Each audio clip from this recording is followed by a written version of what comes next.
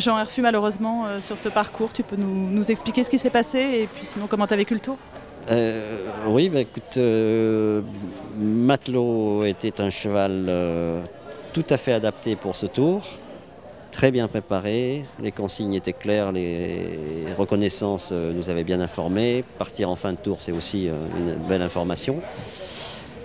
Voilà. Est-ce que la qualité de cheval de crosse de Matelot m'a endormi ma vigilance sur cet obstacle de sortie de gué que j'ai dérobé?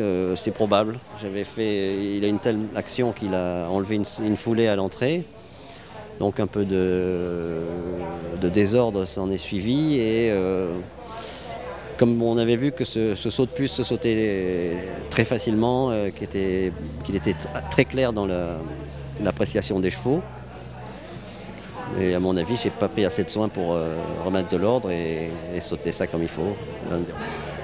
Un manque de vigilance, tu l'analyses comme ça Oui, de ta part? oui, un manque de rigueur, oui, de rigueur parce que voilà, qu'il faut être encore plus sérieux que jamais dans des épreuves comme ça, quand on est dernier de l'équipe et que notre score est très important pour le classement d'équipe.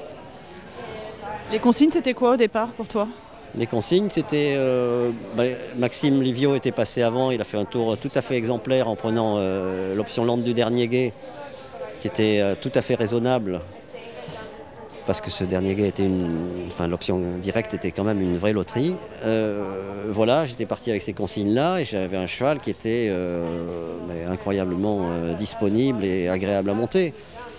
Voilà, ça a endormi ma méfiance et j'ai pris l'option lente comme l'a fait Maxime et le cheval l'a fait très bien, encore assez frais en fin de tour.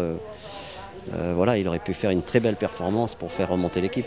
Oui, c'est ça, parce que malgré cette dérobade, tu rentres vite finalement. Et une dérobade et une option lente, il est parmi les bons chronos. Je veux dire, c'est un avion et il galope sans se fatiguer sur un genre de profil comme ça. Quand il y a de l'espace, il prend du terrain, c'est formidable.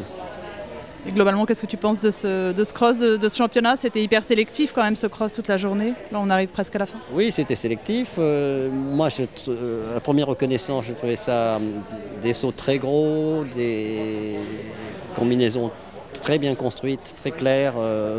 C'était intéressant. Je trouve que Pierre Michelet a fait vraiment un bon parcours. Et après, l'interrogation était surtout sur l'état du terrain, comment ça allait tenir. Voilà, à mon avis, je dis le dernier gué aurait été encore plus compliqué par la présence de la boucle qui a été supprimée par le jury. Je pense que c'était finalement une bonne décision.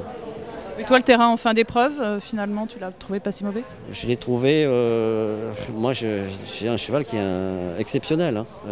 Je pense qu'il y a d'autres chevaux qui doivent être plus handicapés que moi par l'état du sol. Voilà, bon, malgré tout, vous rentrez tous les 4 de l'équipe, ce qui n'est pas le cas de beaucoup de pays, je pense. Vous restez mobilisés pour le CSO demain et il y a encore la visite. Oui, bien sûr, bien sûr. Moi, je pense que je suis le plus coupable des 4 parce que Maxime a fait un très bon tour allant assez vite avec son option lente.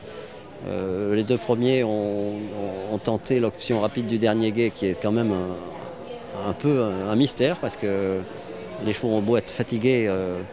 Il y a une liste de pépins sur ce gué étonnante.